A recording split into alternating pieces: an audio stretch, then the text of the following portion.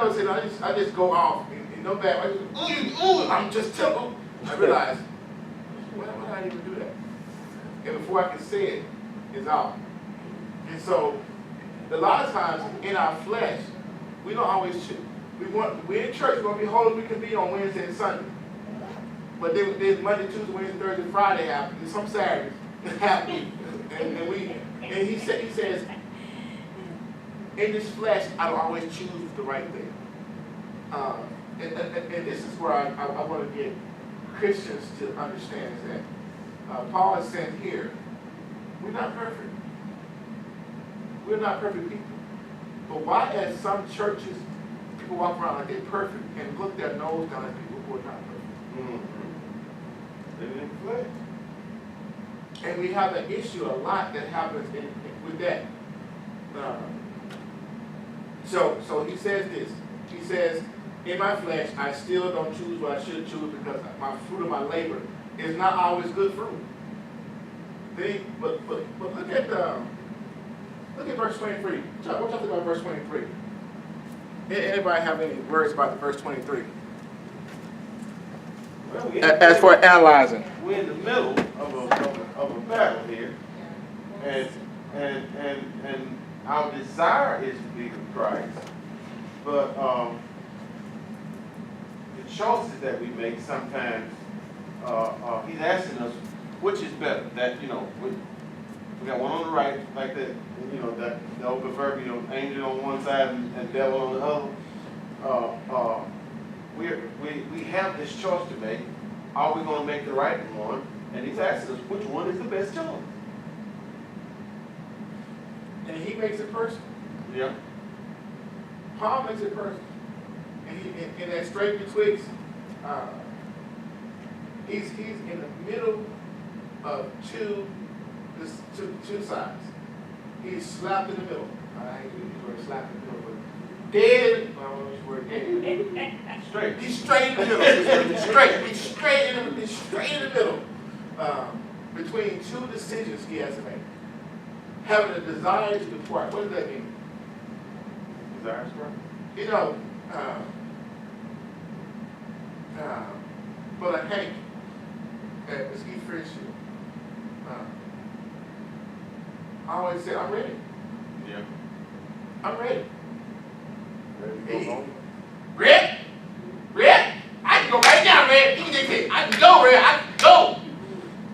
And I never saw that, and I thank God for having that experience around him. He says, I have desire to go. I'm ready. Look here. All this stuff I've been through, and Joe went through some stuff with church folk. Yeah. And so he says, look here, I'm ready to go. Desire. Because I know what heaven's all about. I have a desire to be there. Now, ain't gonna go out on I-30 and jump in from a truck. But I'm ready to go. To be with Christ, which is far better. And that's the desire to depart. Now, I'm gonna say this. And y'all gotta understand when I say what I mean. I'm not where Reverend Jones was. I look at Christ come, I'm ready. But I'm not. I think there's still stuff I gotta do here. My flesh is still telling me I want to be here.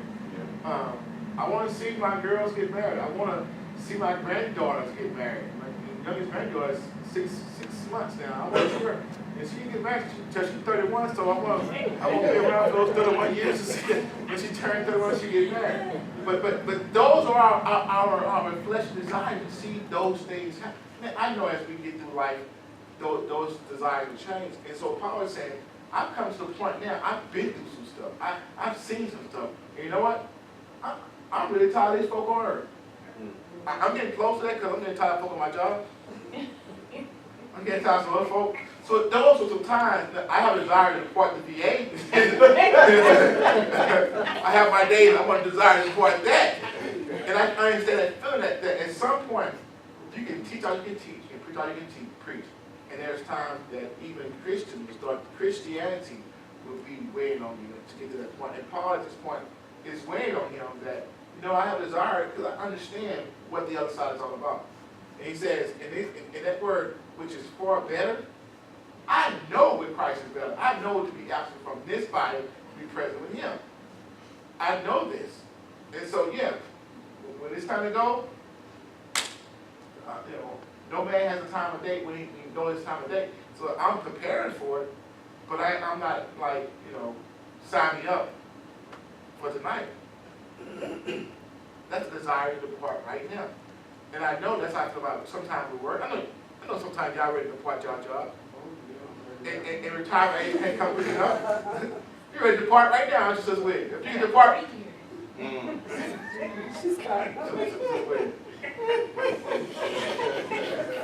I got 11 years and 21 days. Don't 11 days and 21 days. 11 years, 21 days exactly. Sister Robinson. I was thinking, I think I come up with that one. I distracted you, I'm sorry. This is what I was thinking. Like, I was telling Antoine, like, I don't think I'm afraid of death anymore, but I'm not ready to die. But I'm not afraid of it, or I don't have that fear. Exactly. We mature to the point of not fearing. That's what the adversary, our main adversary is death. We're not terrified of death. That's what I'm going to hit on when he says, up there, he says, don't be fearful of your adversary. I think it's the next section. Don't be fearful of your adversaries. Your biggest adversary is death. I'm not terrified of death. I'm just not, like the country saying, everybody want to go to heaven, but anybody rush to get there. So that's what we are. And so he says far better. But then he comes to realization about the fruit that he can do here. In 24 he says, now, nevertheless, to abide in the flesh. What do you think about abiding in the flesh? More work to be done, more souls to save. I like to say it because it didn't say it's stay in the flesh, it's abide in the flesh. That's the difference between, because I can stay in a house or I can abide in, have an abode in a house. And what you do is you make that house what you need to make it. Right. So you go from just staying there. So if you stay somewhere, if you go stay elsewhere in a house, they come and stay for a while, and they expect you to do all the work. They just stand. They're not really staying. But if you abide in the house, that means you got to do some dishes, you got to do some washing. There's some work to be done. So I want you to see that difference. And he said, nevertheless, to abide, not to stay, not to dwell, but to abide. Well, dwell about it. But it's a definition. These words he used to say there's some action going on while in the flesh. I'm not sitting here just waiting. Right. I still have some work to do. And I think that's why Paul continued to write. And both times he was in prison, he was still writing. Every time he was still writing, he was still visiting, he was still on a mission, he was still active. After all he had done, he was like, oh, Paul, take a rest. Even to his end, he was still working in the flesh. So it says, nevertheless, to abide. That means I got to still do some work. It is not just for him. Who is it for? No, who is it for? Other people, the church. What's the end of that statement? You. For me. For you.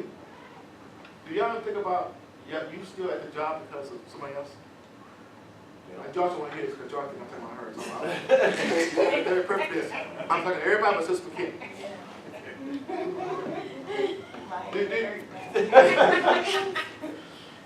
One of the ladies, as a matter of fact, y'all pray for her. One of my close friends, Julie Allen. This is 2 years ago. I was looking at a job to leave the VA, and she said, God's not gonna let you go because you still need here at the VA. Never thought about that. Never thought about that context. It was all about me. And now we have the opportunity to be a blessing to other people. And I was telling Joyce this is not long. God had opened my eyes to one lady who got an interview because she came to talk to me, and I went to fix something for her in HR. And now she had an interview the very next day. And so she had a chance to go to an interview for a job she overqualified for, and hopefully she gets it because she interviewed well. Sometimes we are abiding, not because of us. We're abiding not at this church, or not in our job, or not in our neighborhood, not because of other people. And he says it's needful for you. How many people around you need you? They don't say it, but how many people around you need you? How many people look towards you? Now, now y'all realize this hit me hard this week. This verse right here. Because Lord knows I'm effort to get out of the finance. And it hit me. He says that there are still some people that need you. And until that's fulfilled, God is still working on you some stuff. So Sister McKenna, I'm not talking to you, Sister McKenna. I'm talking to Lee. I'm talking to the Hicks back there. I ain't talking to you, Sister McKenna. And Sister Hicks, that's my thing, man. I'm talking to her at this point. Which one? I probably need it. That we still got to abide in the flesh in areas where God has us. Even, like I always say, even in a job, even as a soccer mom, even as a soccer dad, even as getting fruit to kids. See, all the stuff that we say, not again this Saturday. Sometimes we are abiding, not for us, for others. And he makes this plain. He's still there, he's still writing because of us. You know, once you realize that you have to abide, then it gives you a whole different perspective. You know, I was just sitting there listening to you when you talk about how many people that's around you that need you. Once you become aware that they need you, then it makes the abide more bearable. Because now that you know that there's a purpose other than you, and then there's also opportunity for you to make your existence about Christ. You know, you can give them something to see other than you.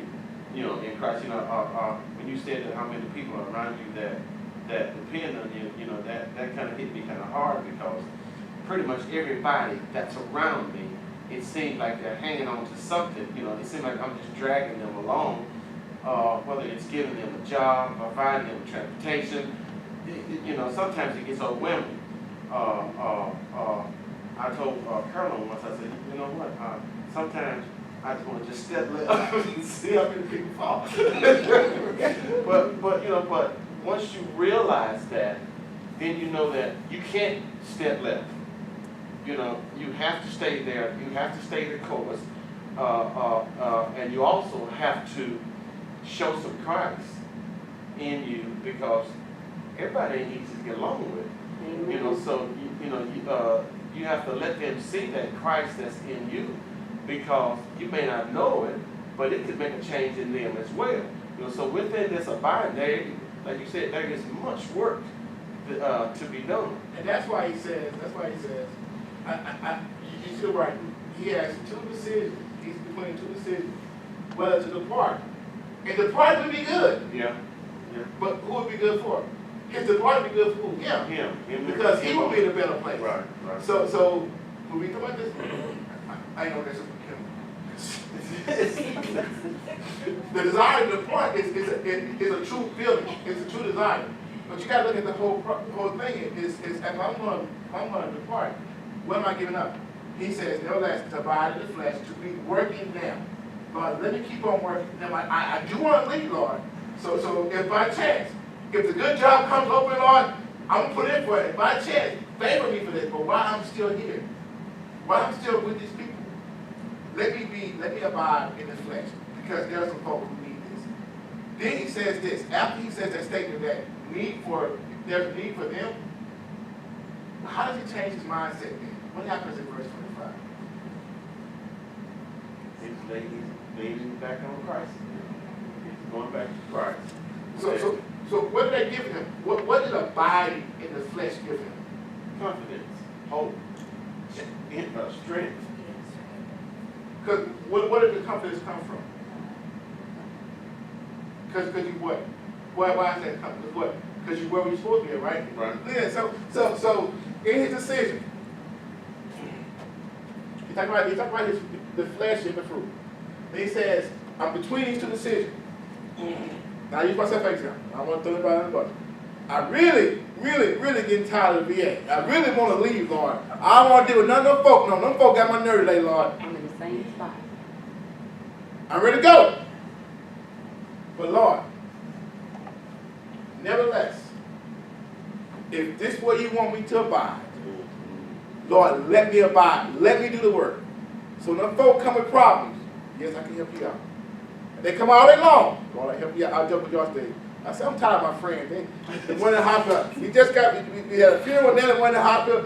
I said, John, after she got the hospital, I'm taking all my friends. They got my $10. Give me $1. John said, okay. My husband's having a so, but nevertheless, I said, now let's talk about it. I was still, why? Because there is work to be done. Right. And because there's work to be done, because I haven't moved yet, because I'm not in heaven yet, God has confidence in me to do the work. He has placed me in a position. So now, because Christ is working and Christ is being magnified, then there's some folk who need to see Christ. Now your prayer could be, Lord, hurry up and let them see Christ. Y'all laughing. I feel you. It's like, Lord, help me accelerate their understanding of who you are, that my acceleration to leave this place will be there. That's what Paul was saying. It's far better for me to be where Christ is at.